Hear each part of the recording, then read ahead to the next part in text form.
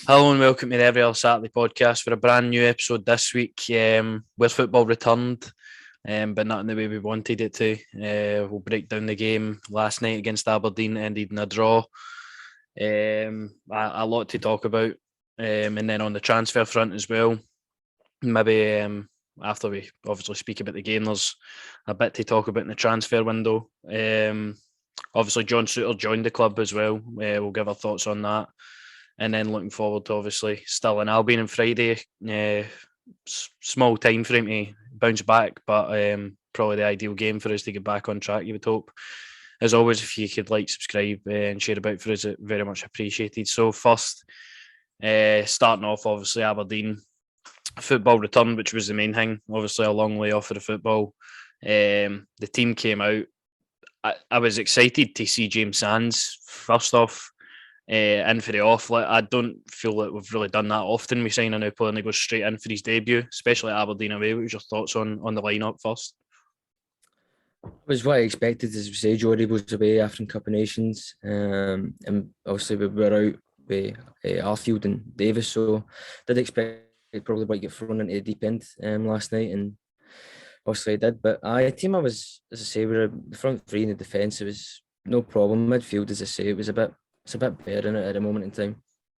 Aye, pretty much exactly what you expected. The back four stayed as is. Sands came in. You were expecting somebody there to accompany Kamara, sort of holding back Hadji in the middle, and then the front three was as expected as well. But it was clear to see for the open sort of 15 minutes, even before we scored, and it was a game of very poor quality, let's say, scrappy.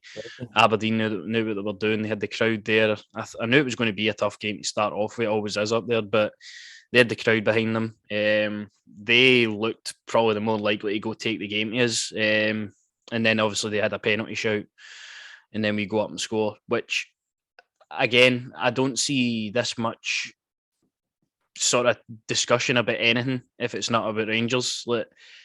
I'm watching the replays of that, and I can't fathom how Chris Boyd and that are saying that's a penalty. McGregor goes for the ball and the boy jumps out the way and he shits it. That's his. I thought at the time though, looking at the referee, I could understand why he would give that off the naked eye, but looking back, it's never a penalty. No, it's never a penalty. I don't care really what pundits are saying. I can't believe, as I say, Derek McInnes finally he gets a job and he's still commentating. I just don't get it. But no, it's never a penalty. No, for me. And the way the game was going last night, I wouldn't have been shocked if that referee had given that, to be honest with you. Disgusting performance for the referee for me. But nowhere near a penalty, mate. Nah, that wasn't a penalty. And then obviously we break up the end of the part. But the only real bit of quality in the full game, you could say, the only time we actually looked like doing anything. Obviously, the switch over to Scott Wright. Morelos done well to link the play. Good crossover to Ryan Kent. Bit of quality in. Hadji anticipates it, and we're 1-up. Surprised, to be honest with you, because we started the game very poorly, but you'll take it at that point. We then see out the first half with nothing much control for either team. It was back and forth. Came out in the second half, and the second half was shocking. Probably the worst, not even a question, the worst we've played under Van Bronckhorst so far. And probably the only time so far I'll give Van Bronckhorst criticism for what he done last night. Like, we were at a point in the game where if we get the next goal, the game's done. When he makes that sub with John Lundstrom, if we go and push for the next goal, the game is all but done. But I just don't like this way we were getting a goal and sitting off teams. Again, we get punished for it last night. We could have get punished for it at any other time at Hearts. We scored 2 obviously that day and we were fine, but they still came and they hurt us and they could have scored multiple times. I don't like this for Van Bronckhorst teams. I don't like setting up the way where score a goal and try and defend it. I want to go out and I want to punish teams, and at that time John Lundstrom was not the sub to make. Although I thought he was going to start the game, I don't feel it was a sub to make. No, definitely. I agree with you 100%, mate, what you said. Probably was the worst football we've played under Van Bronckhorst so far. But if I look at that bench, really, he didn't really have any real options, did he, really? If we're looking at it, I don't know. I don't feel there was anything really there. As I say, I think the massive miss is Jordy Bow. And also we want him to do well at the Cup of Nations, but we do need him back, of course. But it wasn't the right sub to make. As I said, you could have rotated the team in a different way. As the way the game was going, as I said, just knew it wasn't going to be all night for the first 15 minutes, mate. I just knew. As I said, the refereeing performance was disgusting. Then our actual performance wasn't the best. The only bit of quality we really had, as I said, was a goal. And it looked like something off the training ground that had worked. Thumbs up for Hadji though. But no.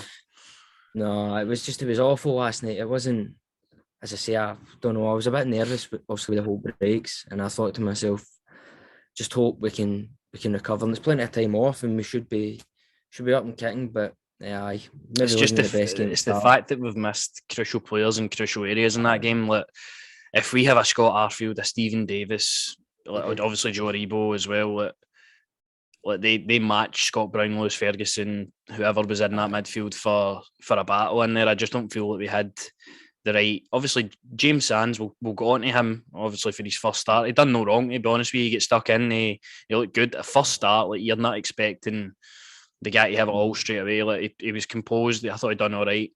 Glenn Kamara had a really quiet night. And then Yanis Hadji, obviously, he scores the goal, but in that middle, I need more quality for Hadji. Like, when he's picking up the ball and he's just not get that yard of pace to get by anybody. Like, it's frustrating at times. I thought that was really his moment after he scored the goal, and everyone like Aribo, that's where you would have been playing. Now he's filling in pretty well, but he didn't really last for the full 90. And I just feel like, looking at it, probably should have had a John Lundstrom in there for the start. Somebody that's not afraid to really get in and have a battle. He's a hard man midfielder. I felt that was a perfect sort of option to have, not bring him on and try and see the game out when we've still got loads of football to play. I just can't fathom that at all. But taking away for the football, as we've touched on, the refereeing performance again was despicable. And this isn't just to us in general. Like, Kevin Clancy is a referee for the majority of the Scottish league. Like, everybody would want him gone.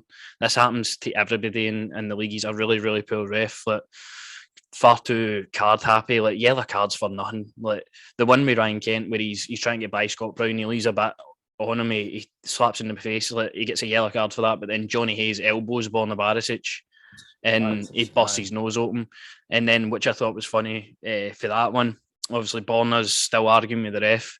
His nose is gushing. He's like, what do you want me to do? Sends him off the park, and we've got 9 men on the park for the last free kick of the game. I thought, again, that's just laughable in its own, but no consistency with the decisions given.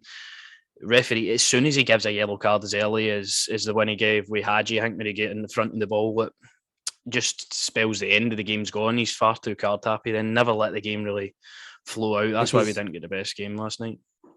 I know, listen, for me, it was, as you said, too card happy, and he was just letting the players dictate the game.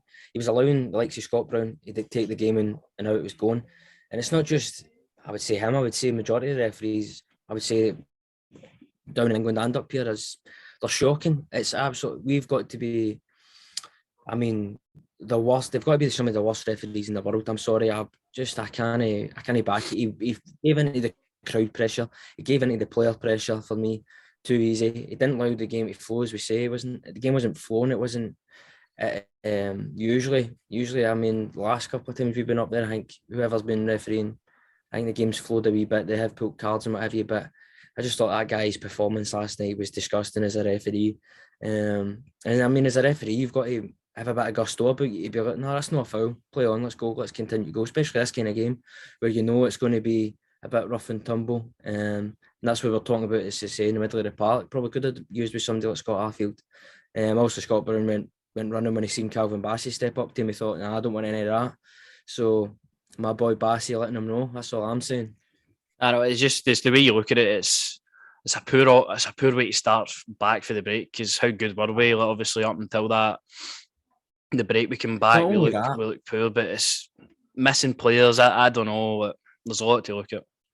Not only that, right? Apparently, as I said last night on the broadcast, that there was scouts for Man United, Leeds, Southampton, and all that there, and they're looking at that right back for Aberdeen, but also just the actual game and the referee, and they must have been looking at it and thinking, fucking hell, man, can't even get to play. No. It was just that, honestly. 5 minutes with that ref. I'd give him a big sliding tackle, I tell you that. I know, honestly, it was a poor refereeing performance, poor night all round in general on the park. Shocking. And I seen, obviously, people like to overreact when we get a bad result, which I think we all do when the whistle blows. We all give our thoughts immediately. But I seen a good few tweets yesterday basically saying, look, we've went to Tynecastle, we've went to Livingston, Hibs and all that, and we've only dropped points once. And it was against Aberdeen last night. You would have took that looking at the fixtures, being like, look, we've got a tough pile up here. If we manage to win all them or stay unbeaten in all them, you would take that. And I agree, as long as this doesn't start sort of a trend where we drop any more points, like you'll take, obviously, not every team's going to play like we did last season. Like that was just mental how we even achieved that. Like we're going to have our off days. It's a title race we're in now. We've got to respect that as well. So it was a poor night all round, but there just can't be any more of them. No, there can't be any more of them, mate. And it's one of them, as I say, as I look at, I think Aberdeen are probably one of the only teams we've dropped real points to in it at home and away. Twice this season we've still beaten. Twice, aye. So it's disappointing on that front against Aberdeen, but at the same time, I do look at it as you say. For me, first game back, you're probably freezing up there. I know I'm not wanting to make excuses. They should be turning up and playing for the badge, obviously, but for me as well, first game back, I don't really see it as maybe a downward slope. I think it's just getting themselves back into that fitness and that sharpness. I mean, we've said it on the podcast, these games should have been played when they were scheduled to be played. We won't get into that, but aye, it is what it is, mate. It was a bad night at the office, that's all I think it was. I think the players should be ready to go, and also we've got a quick game coming up, a massive game when you look at it, in terms of adding more silverware, and Gio trying to do something that Gerrard couldn't do, and that's get a cup back at Ibrox. Absolutely, and just before we obviously finish on the Aberdeen bit, James Sands, obviously we have to give our thoughts on him. Started the game, as we said, very surprised that he was in the lineup, but happy to see it. How do you think he done last night yourself? I thought he did no bad, mate. I don't think you can judge him full on, as I say. I think he kept his position well, and I thought he got involved as well. I think it was with him and Johnny Hayes and all. He gave up. He got, you know what I mean? He gave him that wee hobbit something back. So I like that. But overall, I don't think he did anything too impressive. I don't think he did anything too negative. I think it's just going to take him a wee bit of time to get in it. He may be one that starts the Friday game as well, which would be good to get him back to back. But I think it's going to just take a wee time for him, as I say, coming from a different league where it's probably not as aggressive and as intense maybe, and it's a bit soft. Let's be honest. You know what I mean? When you watch the highlights package, but it's going to take him a wee while. But what I seen for him, he did no bad last night for me. Considering obviously the full team was poor, there isn't one player on that pitch I could really hold man up and say look, they get over like a 5 last night. So in terms of that, like with James Sands, he done all right considering the standards. To be honest with you, like, tough game as always to go and play in as your first start away to Aberdeen. It's going to be tough, but he knows what he's in now. Like he's got his first taste of it. That's a big taste to get for your first time. Same age as me and yourself, so a young guy coming over from America as well. It's going to be tough for the guy when you look at it like that.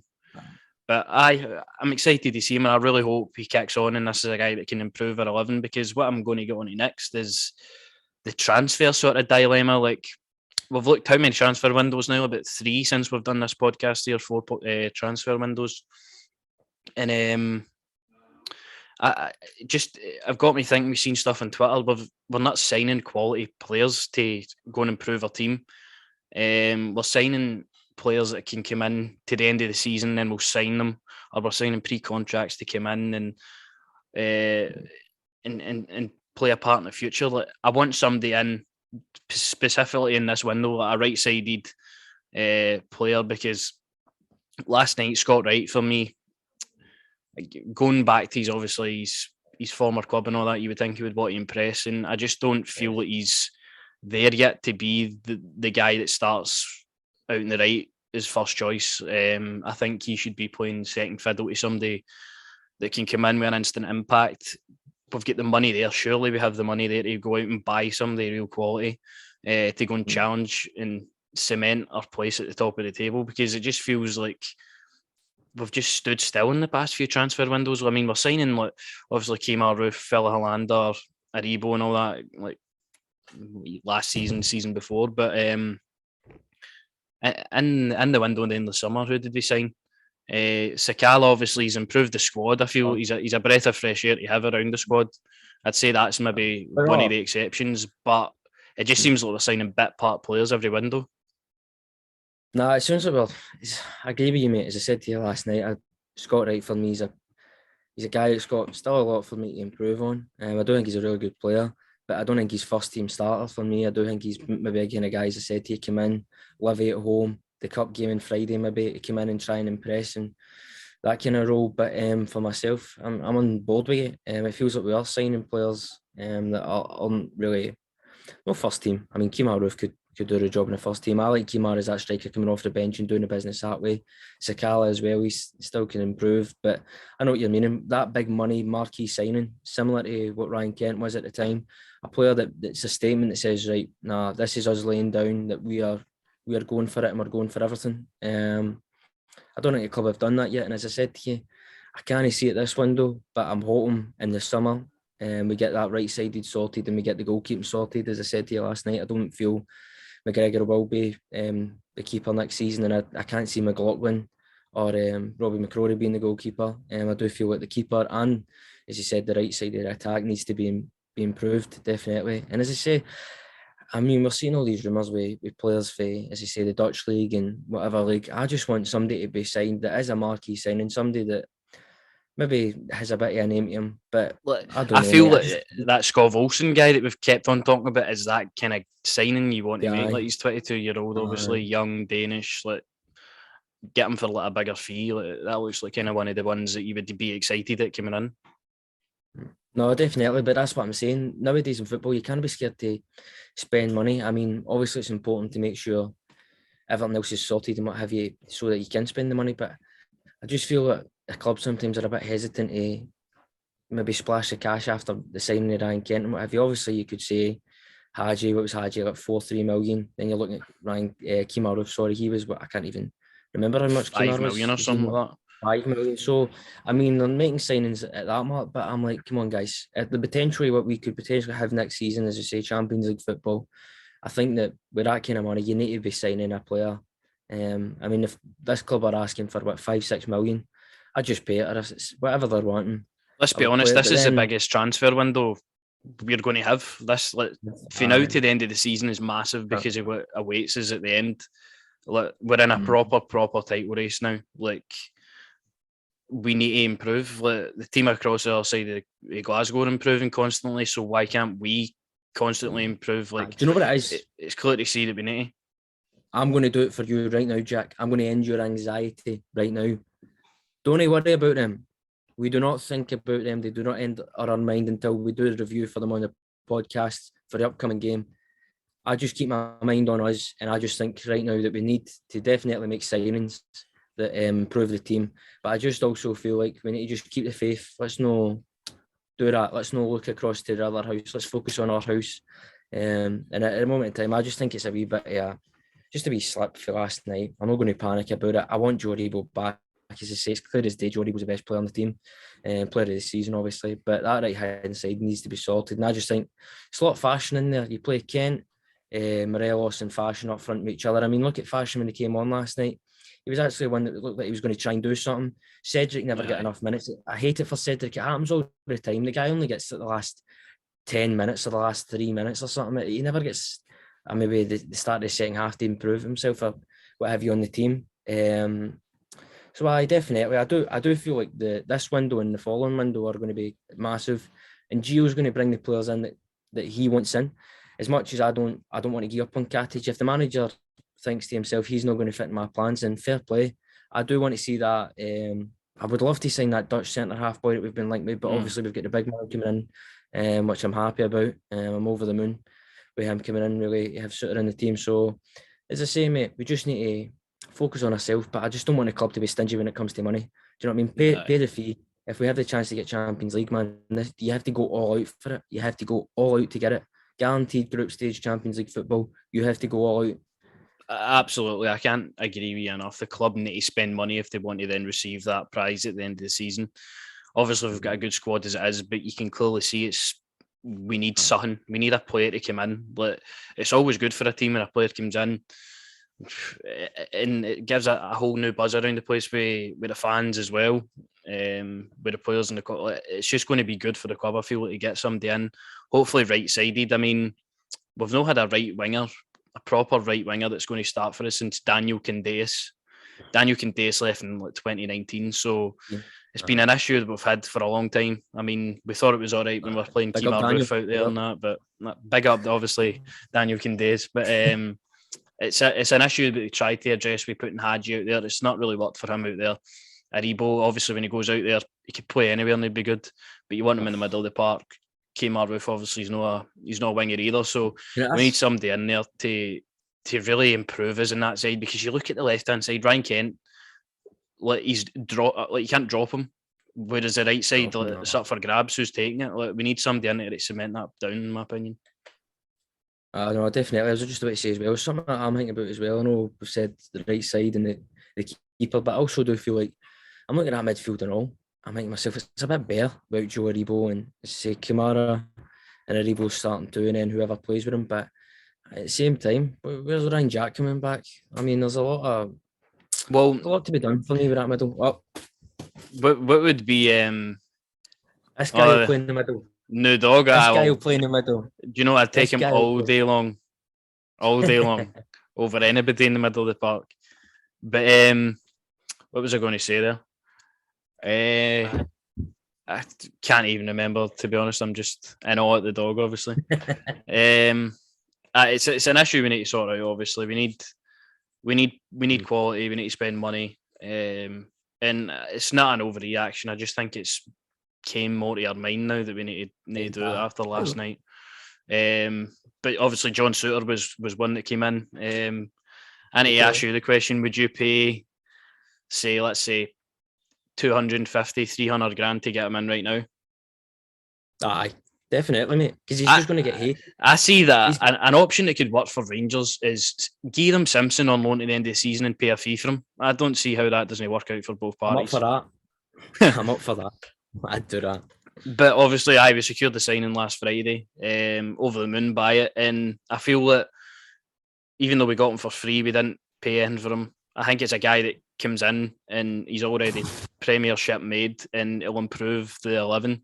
In my opinion, that's the kind of signing I like to see. Like, he's proven this season, if you can buy his injury issues and all that, he'll be a top centre half. So hopefully when he comes to us, whether it be next week or at the end of the window, I think it'll be a good addition.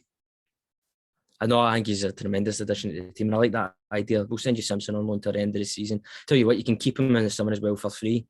I would do that definitely. Bring the big man in, because I feel like he's just going to, every time he touches the ball for the team he's playing for, he's going to get booed. You know what I mean? I think about the abuse he's probably going to get on social media and all for Hearts fans. So I don't think it's going to do the boy mentally any favours to stay at Hearts. I think you should bring him in. He is going to add to our defence, by the way. As much as I enjoy my boy Calvin Bassey playing at centre half, I do like to see him out at left. But it's definitely going to be a massive for the squad in terms of somebody coming in who is experienced to the league. All right, okay, the injury prone thing, what have you. But no, he's definitely going to bring a lot to the side. And I feel for the boy's mental, as I say. The abuse he's probably going to get. Nah, no, and obviously last night started off, obviously, at Tynecastle. With him so toxic sort of environment, even if he makes a mistake and all that, the fans are going to get even more on his back now. So I think sensible that Rangers and Hearts both come to terms. They're holding out for $1 million for him. You're not going to pay $1 million for the guy when you're getting him for free in 6 months, let's be honest. Looking at it from a business perspective. So we can wait to the summer, obviously, to get him, but I'd like to get him in now. Also, as well, he must be thinking as well, listen, get me over there now, and I can add in. I mean, he must want to win the league and the cup. Do you know what I mean? He obviously he will if he comes over eventually. He'll have the chance to do that. But I mean, this season, if he can really come over and add quality our side to progress to those stages, man. No, I think so. I just think it makes sense to get rid of Simpson. To be honest with you, it makes sense. Bring Suter in, move Bassey back to left back, and then I think Suter or Hollander, the two of them. Obviously, maybe didn't touch on, Hollander, Jack, Roof and all that, possibly going to be back for this game on Friday. If not, definitely next week at home against Livingston. So obviously it's good to have these players back, of course, but you just want to see them don't get injured again, and because they add real quality to the 11, obviously.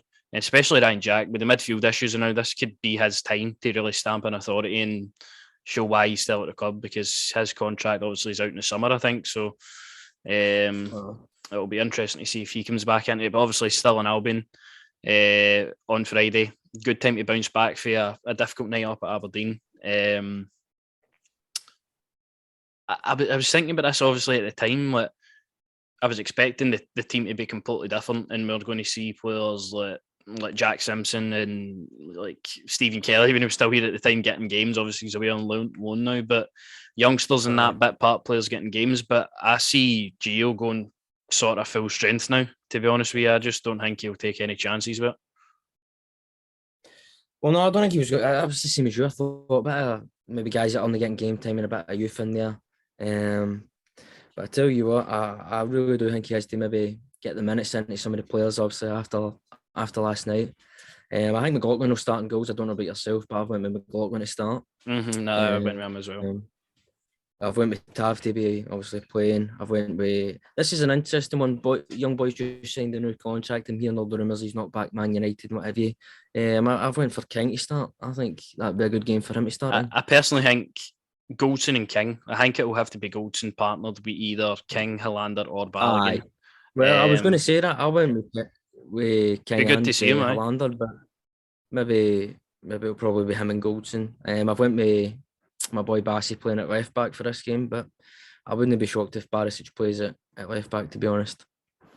Yeah, Barisic, I know he didn't do much wrong last night, but either or, to be honest with you, I just don't feel that Bassey will start at centre half this game. If he's moved to left back, that would be good, obviously, to get him back playing there. But I'm expecting McLaughlin, Tavernier, Goldson in either one of the three. It would be nice to see Leon King. It would be nice to see Balogun or Hollander back as well. So I'm not too fussed about who starts in that position.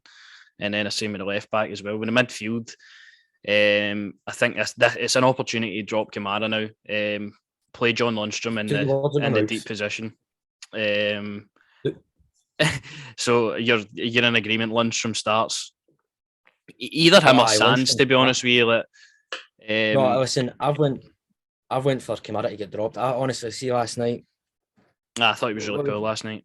I thought he was shocking last night. I feel so bad for Lundstrom. Lundstrom's in for me, and the only other change I would make is drop right and play Sakala. That's about the only other change I'd make and all. Maybe Cedric, give Cedric and drop Alfredo, but for me, Kamara last night was shocking. I mean, majority of them were, but he was so frustrating for me last night, Kamara. But I definitely, Lundstrom has to start this game for me. He can be like that at times, but I think Lundstrom or Sands, I don't feel that we need the both of them on the park at the same time. I think the only sort of rotation I'm going to go with is Hadji and Bakuna starting in the midfield. There is no need for us to play two defensive midfielders at home against Stirling Albion in the Cup. In my opinion, we need to go play as many attackers as we can. Get Bakuna in that position, the same as Hadji. Try and experiment a wee bit while Aribo's away, and you never know what can happen. You might get something out of Bakuna that's going to show it. I'll start him next week. Give the guy a bit of confidence to go and start playing football. So I see the two of them starting. Sakala, Morelos and Kent for me. Obviously, Kent misses the game at Livingston, so I think he's a dead cert to obviously start the game. So maybe that we I seen the young lad that obviously we had seen pre-season and that was training with the squad and what have you. What's his name? Alex Lowe, innit? Alex Lowry. Obviously, Charlie McCann was on the bench last night as well. So I don't know. He might go with some hanging, but I definitely think see if you don't play Cedric Eaton in this game, please. You've got to give him some minutes. I'm sorry, what's the point in recalling a guy if you're not going to... I think if the five subs... Oh, no, sorry. I think if Morelos gets dropped to the bench, Eaton, Sakala and Kent should be fine. But I think...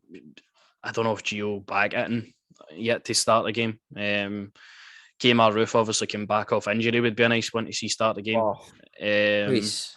But I do think on the bench it'll be... I'd like to see Tony Weston, Alex Lowry, Juan Alegria, Charlie McCann. I'd like to see all these guys involved with the game and put on the bench for the experience. And also, if the team can get the job done within, I don't know, the first 60 minutes, we'll say we're 3-4 up, and then these guys can come onto the park. It'd be good to see them on, see what they can do with the first team. So it's the ideal sort of situation for us now. We can go and give players chances, get into the next round of the cup, hopefully, and hopefully get back to our winning ways that we've expected under Van Bronckhorst. No, we have expected under Van Bronckhorst, but this game for me is massive. I really want to win a cup, as I've said to you, Jack. As much as the league is so important, and we'll take the league over anything. It'd be nice to have a double. Obviously, we can't do what we wanted to do at the start of the season, but I'd take the double. I'd bite your hand off at the start of the season for the double, but no, for me, this game is massive, and you've got to play a mixture for me. I would like to see some of the young lads get a run out and press and see maybe if Gio takes a fancy to him or not. But also, I'd like to see, as you say, players like Lundstrom, Cedric and what have you, get some minutes, because I do really feel Lundstrom's been hard done by, as I say, changing manager and what have you. And he's only been brought on to maybe shore up the game, see the game out. So I think a full 90 for him would be fantastic. Maybe score one of the goals outside the box again, Lundstrom, that would be tremendous. And there's a boy that you can fly over, Jack, that everyone who listens to this podcast or watches it knows does the business. I'm talking about C.R. Stewart. Get him over. He'll do the business. Well, I hate to say, for the Greg Stewart content this week, their game get postponed. So I don't know if there's been some sort of COVID outbreak in India for the both of their teams, but I don't think it's looking likely that we'll be able to do that. All the more reason, Jack, to fly him over Friday, sign him on a wee couple of month contract. There you go, Greg. Welcome back. Well, he's buying the goals in. He's assisting. He might be that guy that we need out in the right, or just buying the striker. So I'm not saying no. No, I don't. As I say, cup games are massive for me now. You can underestimate how many teams, as I say. I look at a lot of previous. I look at Leeds last season in the FA Cup, and we played, what was his name, for the only ways is Essex, and we done. We had players like Rafinha in the squad, and we still didn't get through. It can happen. It's a cup after all. It definitely can happen. That's why we can't disrespect the opponent, obviously, as the team. We need to go out there and do our job, play our football in front of a full Ibrox as well, for the first time since Dundee United, I think, at home. So it'll be good to obviously get back to the stadium as well, see the players and all that. So I'm looking forward to the game. I'm looking forward to hopefully getting a turnaround. I'm looking forward to obviously seeing the press conference tomorrow, coming out with Gio, see what he's got to say after the game. After the game's been and gone a couple of days, looking forward to this one, transfer sort of rumours and all that, because there's a lot to now go on between now and the end of January. So we'll be eagerly anticipating that, and hopefully back to winning ways. Hopefully back to winning ways, Jack, but I think it's that time where we get on to the most important things. First off, we need VAR up here. I know I was about to say it and all when we were talking about the Aberdeen game, but that penalty is never a penalty, and if VAR was up here, it ruled it out. And then the most important thing, Rangers have made a big marquee signing, as Ross Wilson would say, and Harry Styles turning up to Ibrox to perform Watermelon Sugar. Well, I'll tell you something about Rangers. They know how to make money. Like, they know how to make money. They just need to go out and spend that money on the team now. Harry Styles coming to Ibrox, playing in front of 50,000. I've already got my sister on to me to get tickets for it, so I could possibly be in attendance at the gig. But Harry Styles, he's chose who he wants to support in Glasgow. He's a Rangers man. I like him for that. I like that he's now in Marvel as well. So he's an all-round guy for me now. He seems like I like him. I like his music. I dig him. What about him? I can't even say it now. But I dig Harry Styles, Rangers man. I remember was Frank Sinatra no play Ibrox back in the day? Frank Sinatra, Bon Jovi, I think, as well. Good proper people. And by the way, they're related to each other, just so you know. Who? Frank Sinatra and Bon Jovi. What? Aye. I'm telling you, I think he's I can't remember, but they two are related. Google it. If I'm wrong, I'll look it up after we're done here and we'll see. Frank Sinatra's my kind of guy anyway. I love Frank. Wee bit of Frank on. Fly me to the... You know what I mean? Love a bit of Frank Sinatra. Well, what a way to end the off. But then answering your first question there, VAR in Scotland, I think it would be good for everybody. It would be good for every team. It's not going to benefit. if we want to go and get VAR, it's going to be there's going to be grumbles about it, but for everybody, it's going to benefit the game. Like, you see the standard of the refereeing up here, not just only that game last night, but all over games of football in Scotland. It's really, really poor compared to everybody else. So the assist to the referee would be great. Listen, see if you're not that great a referee or a linesman, you know what you can do? You can go and be a politician and be in charge of a politician group. So you can always do that. But no, definitely get VAR up here. That's all I'd say. Because that wouldn't have been a penalty last night. Definitely. But is that us? Is that if we wrapped everything up? I would say this is all golden. There's a Harry Styles reference for you. Right, that will be it. Now I think this has went too far, this bit of your podcast, but definitely. As always, if you could like, subscribe, and share about for us, very much appreciated. Give us your thoughts, obviously, in the Aberdeen game, a poor result for everybody around. How did you feel about it, and how are you looking on to Stirling Albion? Who do you want to see in the team as well? Let us know on Twitter and in the comments of this video. So until next week, we'll see you then.